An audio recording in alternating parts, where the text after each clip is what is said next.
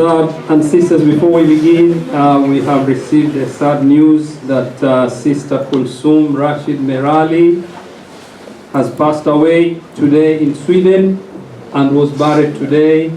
Let us recite Surah Al-Mubarakatul Fatiha and 3 Qul Huwallahu Ahad. But before that, Salat ala Muhammad wa Ali Muhammad. Allahumma salli ala Muhammad wa ali Muhammad.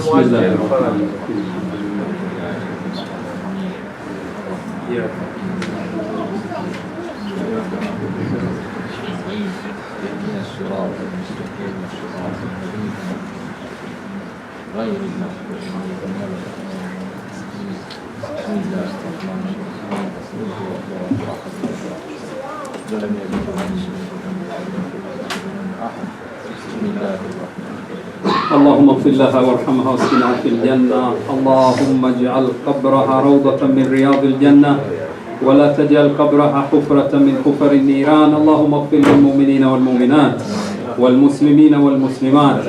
اللهم ادخل على أهل القبور السرور. اللهم ادخل على أهل القبور السرور. اللهم ادخل على أهل القبور السرور برحمتك يا أرحم الراحمين. صلى الله على محمد وآل محمد. اللهم صل على محمد وآل محمد.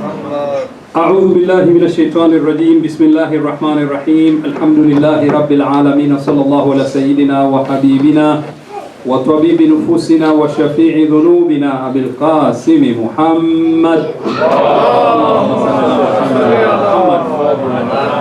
صلوات الله وسلامه عليه وعلى أهل بيته الطيبين الطاهرين الذين أذهب الله عنهم الرجس وطهرهم تطهيرا. اللهم صل على محمد. Brothers and sisters, assalamu alaikum wa rahmatullahi wa barakatuh. Wa alaikum assalam wa rahmatullahi. We have started this series of lives, thoughts, works of scholars, and we have so far mentioned many scholars who are great in the Shia community. Why, if you ask me the question again, why do we need to focus on the lives of people who came and they passed away, they went? Why do we need to learn about their lives? Why do we need to learn about their works? Why do we need to learn about their thoughts? The answer, of course there are many answers, but one of those is these were our role models. When we learn about their lives and then we apply their thoughts in our lives, we can get somewhere. And if you know, you need to know yourself, you need to know your history. If you don't know your history, you will not know who you are and where you came from. And that's why we are told in America, for example, and today is the 20th of February. 20th of February is the day when people in United Nations, they talk about equality of human beings. All human beings are equal. And they remember Dr. Martin Luther King, who was a fighter for the sake of equality and justice in America. The one I know, many youngsters here, those who go to school, you remember his famous lecture when he says, I have a dream. I have a dream.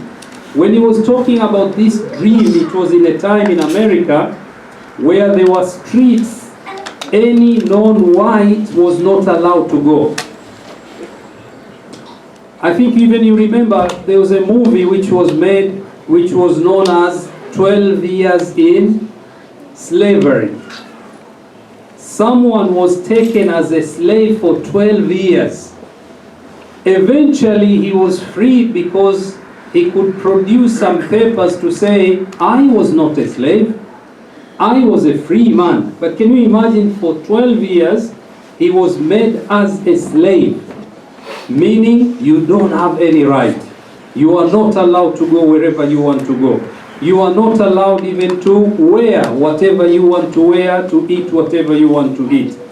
And your bosses can do whatever they want to you and no one can say anything to them. So Martin Luther King came and he said, I have a dream.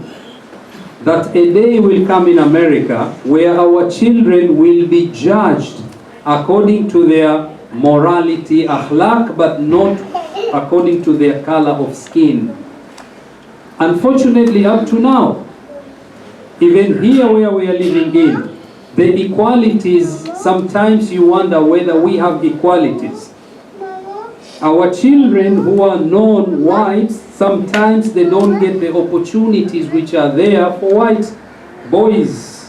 I'm sure you remember, the controversial statement which was made by the leader of Labour Party. What is his name?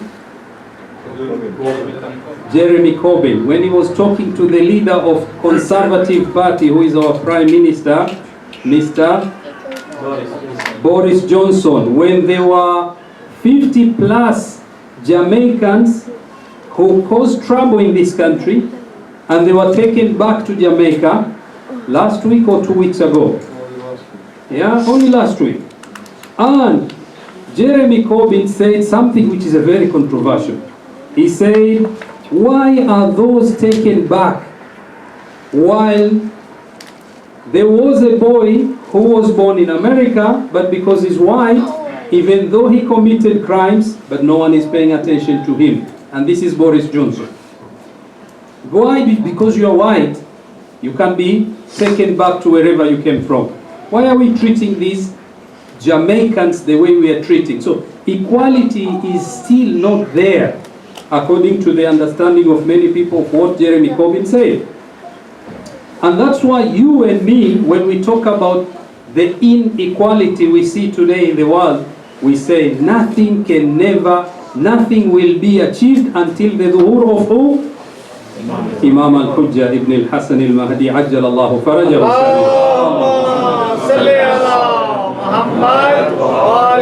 So when we talk about equalities, we know that there are a lot of problems. So today is the day. My point is this, that people are talking about history. Why do we need to mention Dr. Martin Luther King? History. Sometimes people talk about Malcolm X. History. Sometimes people talk about many other scholars. History. If that history is good, this history too is very good. This history is very important to us. Because it is this history, if we don't know about our scholars, then we will not be able to know where we are and what our positions are within the societies we are living in. So today, after this introduction, which I did not prepare to talk about, I don't know how it came about. However, it's about, the discussion today is about this great man who was known as Sheikh Murtaza al-Ansari. We want to talk about him. His full name was Murtaza bin Muhammad Amin al-Ansari al-Dizfuli. Dizful. It is a name of city in Iran. His kunya was known as Khatamul Fuqaha wal Mujtahidin. Khatam, the seal of the scholars, jurists, and the Mujtahidin. Why? As we are going to talk about it inshallah later. He was well known as Sheikhul Ansar. When you say today Sheikhul Ansar, the book of Sheikh al-Ansar in Hausa, he is known. Oh, he was known as Sheikhul A'zam, the great Sheikh. His lineage, he was one of the descendants of Jabir bin Abdullah al-Ansari. What do we know about Jabir bin Abdullah al-Ansari? Which hadith we read about Jabir al-Ansari? Hadith al-Kisab. An Jabir ibn Abdullah al-Ansari an Fatimah al-Zahra أنها قالت دخل علي أبي رسول الله في بعض الأيام. So the hadith has been narrated from Jabir bin Abdullah al-Ansari. He was a great companion of Rasulullah Muhammad sallallahu alayhi wa alihi wa sallam. Sallallahu Muhammad wa alihi Muhammad. Let me take my way of discussion a bit out, yeah? Let me deviate a little. Some people accuse us. They say we don't honor Sahabas. Yeah? I'm sure you have heard a lot. We don't honor Sahaba. Jabir bin Abdullah al-Ansari was a Sahaba. We respect him and we honor him. Why? Because he was a great man.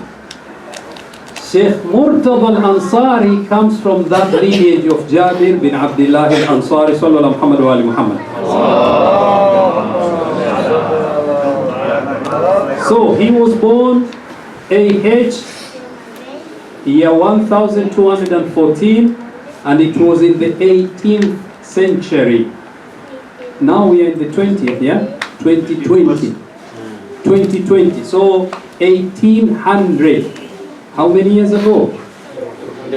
How many years ago? 220 years. We are talking about someone who was in 200 years. Yes, because he was important.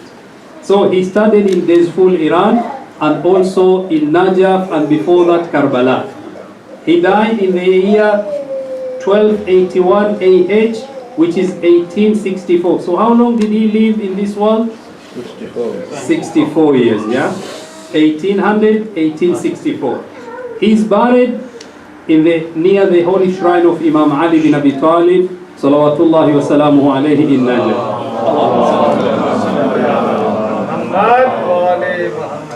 Brothers, when you go for ziyarah, how many of you have visited Sheikh Murtaza al-Ansari? No one? Why? Exactly, because we didn't know. We didn't know that he's buried in Najaf, near the shrine of Imam Ali alayhi salam. So inshallah next time when you go for ziyarah, say we in our majlis one day, we studied about Sheikh Murtaza al-Ansari is buried here. Ask those people who work there, where is the grave of Sheikh al-Ansari? They will tell you inshallah. Sheikh Murtaza bin Muhammad bin Amin al-Ansari, Sheikh Murtaza al-Ansari in Arabic, he was known, as we have mentioned, he was a notable Shia scholar in the 13th AH or 19th century. He was one of the great marja'a of Shia, marja'a like Sayyid Sistani, marja'a like Sayyid Ali Khamenei. He was one of the maraji. He was generally acknowledged as the most eminent jurist of the time. Sheikh Murtaza al-Ansari Dizfuli was a Shia jurist who was generally known or acknowledged as the most eminent jurist of the time. He also has been known as the first effective model of marja of the Shia, of the first scholar universally recognized as supreme authority in matters of Shia Islamic law. Meaning, he was taken as the marja not only in Iran, not only in Iraq, also outside Iraq, the leader of the school.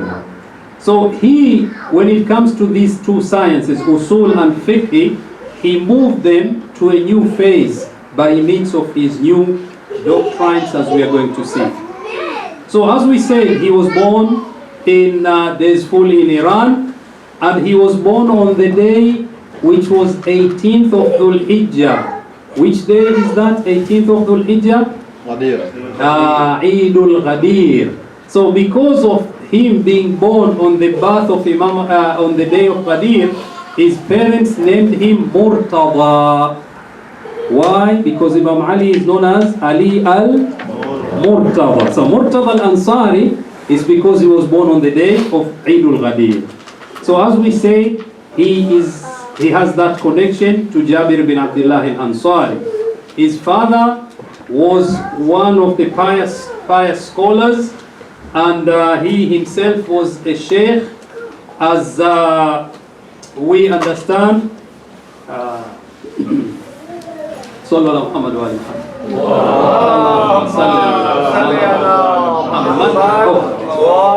Muhammad. So his father, Muhammad Amin, was himself a scholar, but when you look at his mother, very interesting story from this mother.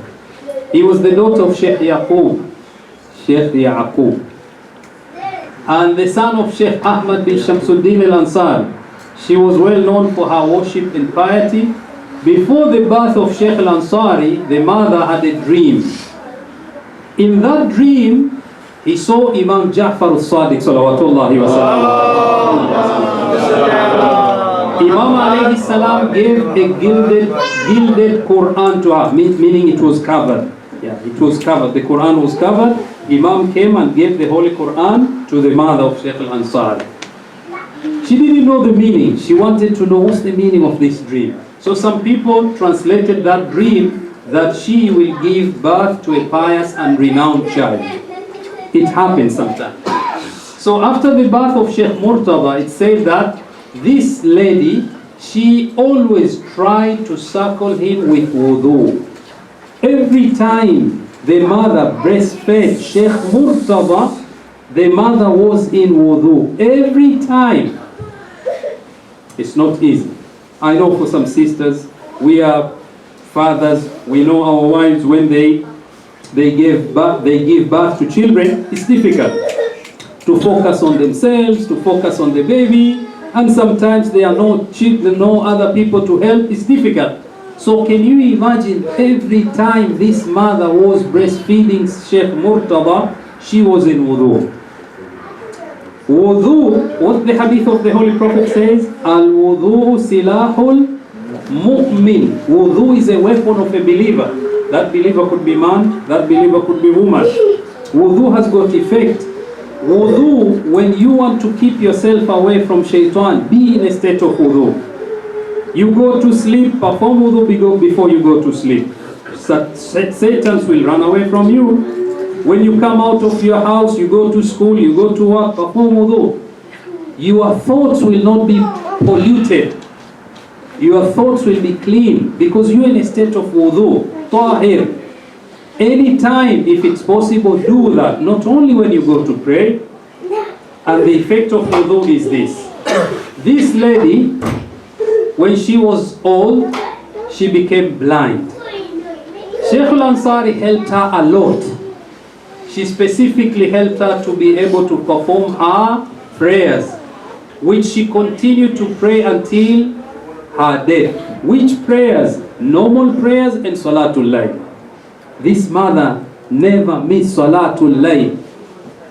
And with Salatul Layl, as we read in Surah Al-Isra, Allah subhanahu wa ta'ala says clearly, وَمِنَ اللَّيْلِ فَتَهَجَّدْ بِهِ نَافِلَةً لَكَ عَسَىٰ أَن يَبْعَثَكَ رَبُّكَ مَقَامًا مَحْمُودًا. At night, when people are sleeping, wake up, pray.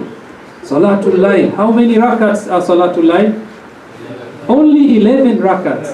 2 rakat salam, 2 rakat salam, 2 rakat salam, 2 rakat salam, 2 rakat salam, 1 rakat salam. 11 rakat. Allah may elevate you. This lady used to pray Salatul Layl until she died. Coming back here, brothers, how many times you stay, you watch TV, you play video games, you are on your phone, and you don't pray Salatul Layl. If there's boxing in New York or whatever, Las Vegas, like tonight, I think there's a boxing, people are ready to wait. Yeah, boxing is at 4 a.m. Yeah, we'll wait. Coffee, heavy coffee, you don't want to sleep. Salatul Layl 11 rakats, it may take you 15 minutes only. It's difficult in the beginning, but once you're used to it, it becomes easy. And it is those people who pray Salatul Layl and they do dua, they are the reasons why we are safe in our communities. Because there are people who are safeguarding the communities by praying for us. Let us join them. Can you imagine, this was not a man. This is a woman. She prayed until her death. She passed away and she was buried in Najaf. Now, when we look at the education of Sheikh al-Ansari, he started learning theology and Quran in his childhood. This is very important. Childhood. Childhood, why? Imam Ja'far al-Sadiq, salawatullahi wa salamu alayhi. He talks to the fathers and mothers. He says, pay attention to the education of your children. Make sure you give them good aqa'id before people will come and snatch them away from you. Give them aqa'id, give them akhlaq, give them Islamic studies. What we normally do is we make sure we take them to all good nursery schools and primary schools. Later on, when they are 18, 20, we say, now you have to go to Hausa. He's already broken. He doesn't have any sort of shelter. You take him there, he says, well, these studies are difficult, boring. Because why? This is not his cup of tea or juice. But if you start early, then it becomes easy, part and parcel. So once again, I repeat, brothers, sisters, fathers, make sure you take your children to madrasas, good madrasas. You can't take them there, make sure you assign teachers. You are school. And especially in the Western world, this Western world is easy to snatch our children away. I remember one time, we were in a conference in Manchester, and the discussion was there. One Maulana mentioned a very nice point. He said, one day, I was talking to people who are policy makers in this country. And we say, we have issues with the youth, sometimes they don't listen to us and so on and so forth. That policy maker, he wasn't a Muslim. He said, don't worry, we know you guys, you came to this country, the first generation is yours, but the second generation is ours. First generation means you adults, you are safe. MashaAllah, you pray, you fast, you do whatever you want to do Islamically. What is about your second generation? Your children and the children of your children, are they going to be those mu'mineen and mu'minat? That's very important. We visited a Maulana, a Sheikh, Ayatollah, very fine scholar in Karbala, when we went for Arba'in, this last Arba'in. When we were there, he said to us, make sure wherever you go, take your children with you. You may think they don't learn, but make sure accompany them. Let them accompany you wherever you go. But the system which we are living now is different. Sheikh Murtaza Ansari started learning theology, call it aqaid, and Quran in his childhood. After learning Arabic literature, so it was like this. You start aqaid and Quran, you are made to finish the whole recitation of the Holy Quran. And the method is talqeen. We do talqeen when someone passes away, we recite talqeen. But talqeen here is the way Rashid was doing here. He did well, even though he thought he didn't do well. It's good that you are taught Bismillahir Rahmanir Rahim. Say it again. Bismillahir Rahmanir Rahim. Alhamdulillahi Rabbil Alameen. Alhamdulillahi Rabbil Alameen. Maybe you may say Alhamdu. The teacher may say, no, not Alhamdu. Alhamdulillah. Alhamdu. Why? Because they want you to read the Holy Quran exactly the way it was revealed to Rasulullah Muhammad sallallahu alayhi wa sallam. Until you finish Juzu Amma Tabarak and the whole of the Holy Quran. Then you go to Tafsir. But Tafsir, you are not taught in the beginning. Aqaid, theology, Usuluddin, Khamsa, Furu'uddin, 10. And you are taught all of those things. You just repeat whatever the teacher said. Then after, as you can see, Sheikh Murtaza Ansari learned Arabic literature and Quran. So now this marhala, this level, is for you now to want to know, oh, so what's the meaning of Qul Ya Ayyuhal Kafirun? They will tell you, say, oh, disbelievers. Qul Ya Ayyuhal Kafirun, La A'budu Ma Ta'budu. You go to the meanings and so on and so forth. So Sheikh, after finishing that, he started learning fiqh and usul from his cousin. Fiqh, Islamic jurisprudence. Fiqh, Islamic law. Usul, Islamic jurisprudence. And he continued until he finished his studies and he became an expert in both these studies when he was young. When he was about 20 years old, Sheikh Ansari and his father traveled to Iraq. Allama al-Mujahid asked him to stay in Karbala. He said, where are you going? I want to go to Najaf. Why? I want to study there. He said, study here in Karbala. Stay here. When you finish here, you can go to Najaf. He listened and he stayed in Karbala. By the way, there is in Karbala, there is Hausa, meaning we have fine scholars there. It's not only Najaf. Why Najaf? We mentioned in our discussion here, it was Sheikh Tusi who established the Najaf Hawza because he wanted to be closer to Amirul Mu'mineen alayhi salam. But in Karbala you have Imam Abi Abdullah al-Hussein, you have Abu al-Fadl al-Abbas alayhi salam. You can establish a Hawza which has been established. So Sheikh Murtaza accepted and he stayed there. And then later on he attended classes of Alama al-Mujahid, Sharif al-Ulama. He learned great deal of knowledge from them for 4 years in Karbala. After that he immigrated to Iran. After a year he came back to Karbala, continued learning from his teachers. Then he moved to Najaf and he stayed there to learn from now great scholars. Sheikh Musa Kashif al-Ghita. And then he moved to Iran, and then he stayed in Kashan. He learned from scholars there. Later on, he went back to Najaf to study under Sheikh Kashif al-Ghita and other scholars who were there. When you look at the list of his teachers, then you can come to know that this man was a great scholar, he himself. All these scholars, they taught him for quite a long time. Until this last one, Sheikh Muhammad Hassan al-Najafi, is the author of Jawahirul Kalam. There is a big, voluminous book which is known as Jawahirul Kalam. If you want to become an expert in fiqh, you have to learn this book. He stayed with him for quite a long time until he passed away. So now, when you look at the life of Sheikh, when he himself, he became now a teacher. You look at the list of students he taught them, they were many.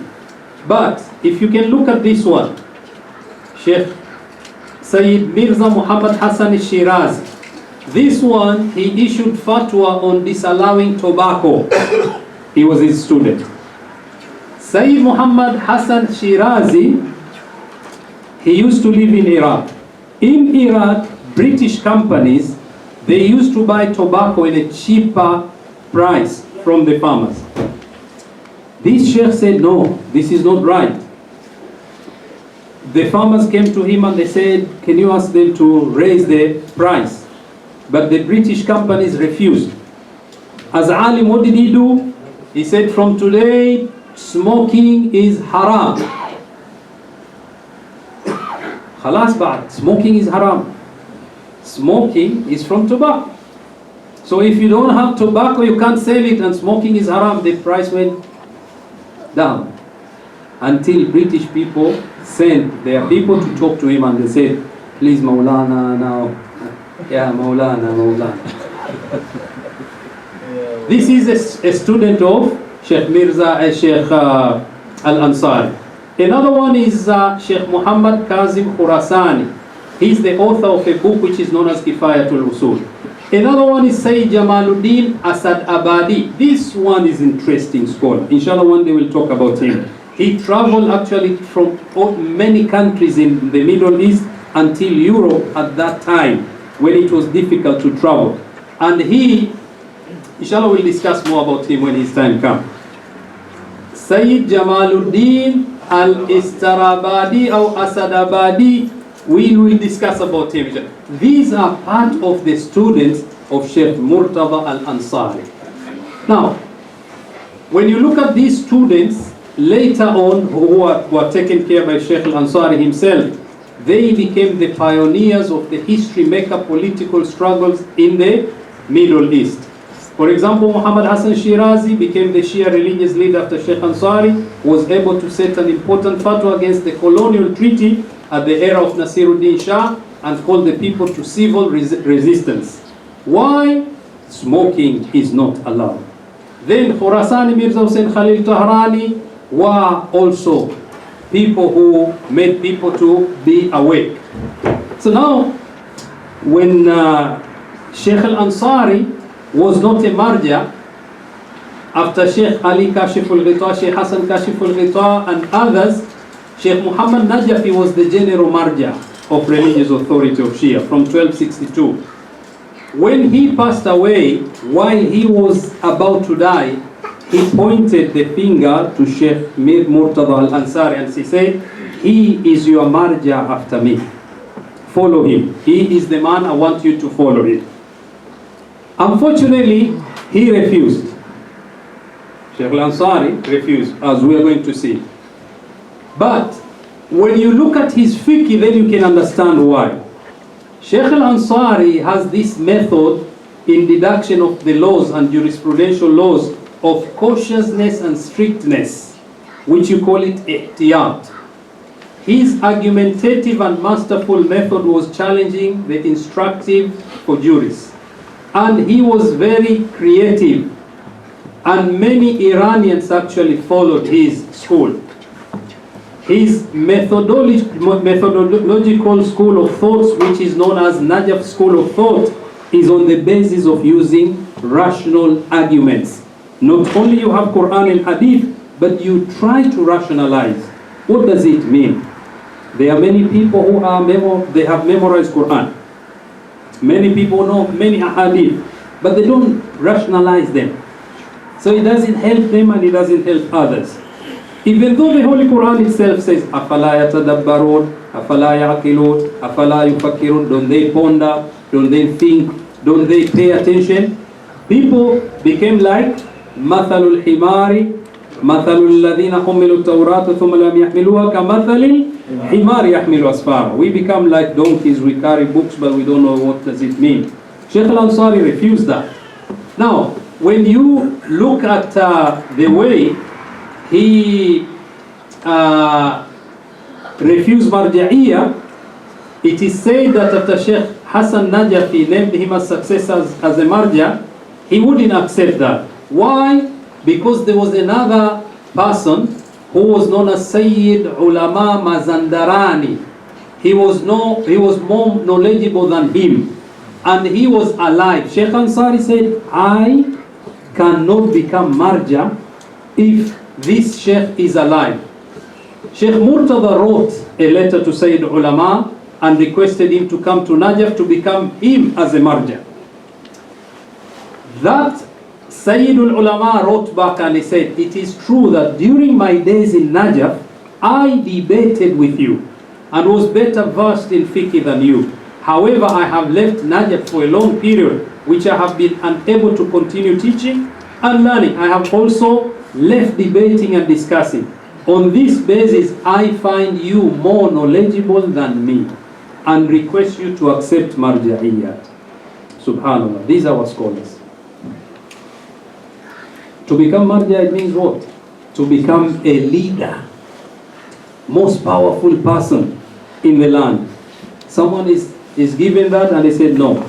How many times we see people fighting, I want to become Imam of Salah, I want to become Imam of Salah. And they fight. I'm sure you have seen some clips, yeah? I have seen one in Africa and I was shocked. In one masjid, on the day of Friday, 2 Jum'ah are praying. One masjid. Can you imagine? Jum'ah, one masjid, 2 Jum'ah. One imam is reciting khutbah and another one is reciting khutbah. Another one, qad qamati salah, another qad qamati salah. Allahu Akbar, Allahu Akbar. Sami Allah, Allahu Akbar. One masjid. People are fighting because why? I want to become that scholar. And these are our brothers, unfortunately. It's so bad that we don't have that unity, and we can see, unfortunately, in some places, like now we have, unfortunately, I don't know what's happening in East London. How many Jum'ah we have? And everyone claims my Jum'ah is right. Look at our scholars. Marja'iyya, you are given Marja, he says, no, I can't accept that. You are the most knowledgeable, you have to take it. May Allah help this ummah, inshallah. When Sheikh Ansari returned to Iran from Iraq from his studies, he decided to travel to different cities in order to learn from other scholars. Different scholars are in different cities, he was planning to visit them. But because his mother had missed him so much, she did not allow Sheikh Ansari to continue his travels. Oh, this point is very important. Sheikh Ansari want to travel. The mother says, no, I have missed you so much. You are not allowed to travel. You have to stay with me. What would you do? I don't care, Mama, I'm going. But Sheikh Ansari delayed his travels to honor his mother's request. Your mom says today you are not going out. You are going to stay here. Stay. Don't say, Mom, I don't care. Every time you want me to stay here, it's good for you. Your mom says, I want you to sit here. What do you want me to do? There's no any work for me to do. I want you to stay here. Stay there. Did you hear the story of those 3 people who entered the cave and the door was closed and they couldn't come out of the cave, and they started doing tawassul to ask Allah to open the cave for them to come out, until one of them, who was the last one, he said, one day my mom and dad were old. They wanted glass of water. I went from bedroom to kitchen. When I went to kitchen, I got a glass of water. When I came to the bedroom, I found my mom and dad sleeping. So now I was confused. Can I go out or shall I wait? If I go out, they wake up, I'm not there, they will blame me. Why we sent you to bring a glass of water and you didn't? He said, I will have to stay here until when they wake up. So he didn't want to wake them up.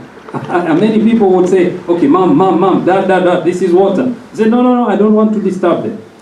He stayed holding his glass of water until morning. When they woke up, they said, what? You are here.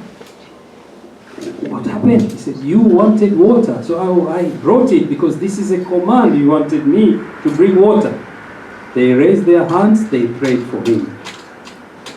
Because of that, Allah listened to his dua when he was in difficulties.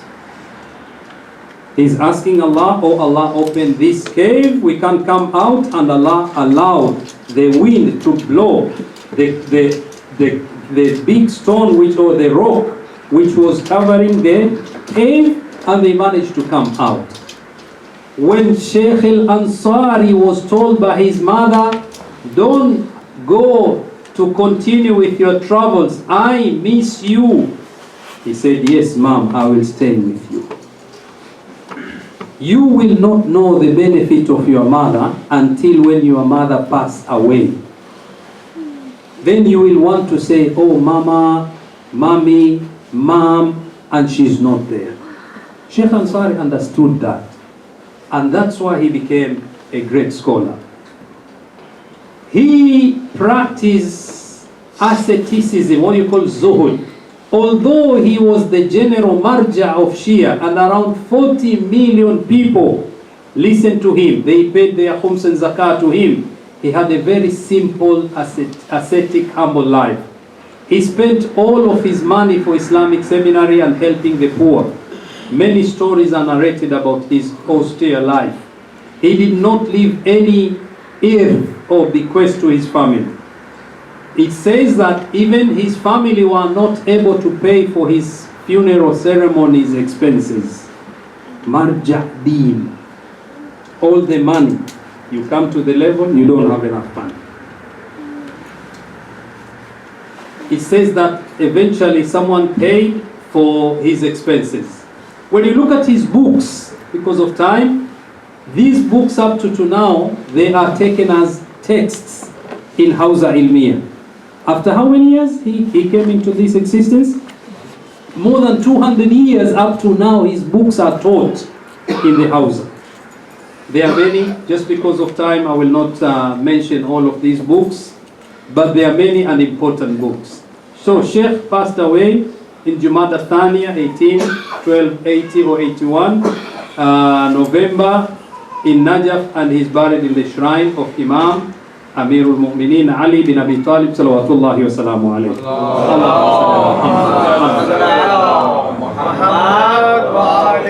When you look at some scholars, what they say about him, Ayatollah Murtaza Mutahari writes about Sheikh Ansari's accuracy in spending Baytul Mal, Islamic treasury. He says Sheikh Ansari is the man who is the unique marja in Shia. Once he died, no change had occurred in his lifestyle from the time he entered Najaf as a poor person. He came as a poor person, he died as a poor person, even though he was given a lot of money to take care. That was Sheikh Al-Ansari. And when you look at other scholars, what they say about him, then you come to understand, for example, one of his students, this dream is, he said one day, this student of Sheikh Ansari, he says, one day when I was studying in Najaf under Sheikh Ansari's guidance, I dreamt at night that Satan, Shaitan, held a number of ropes. I asked, what are these ropes for? He was talking to Shaitan in his dream. He said, I put these ropes around people's neck and pull them toward myself. I tempt them. Yesterday I put one of these ropes around Sheikh Murtaza Al-Ansari's neck. I pulled him from his room to the alley, but unfortunately, despite my hard efforts, he freed himself and returned home safely. In the morning, this student went to ask Sheikh Al-Ansari. He said, I saw this dream. Can you tell me, is this just a dream or something which is true? And this is very important. Sometimes you can see in your dream, you can see me, for example. You can see someone else. There's a connection there. Maybe you are the channel to give me some information. So this student went to the Sheikh, and when he got the opportunity, he said, this is what I saw. Shaitan, ropes, you are hold in your neck, but you managed to sleep. What happened?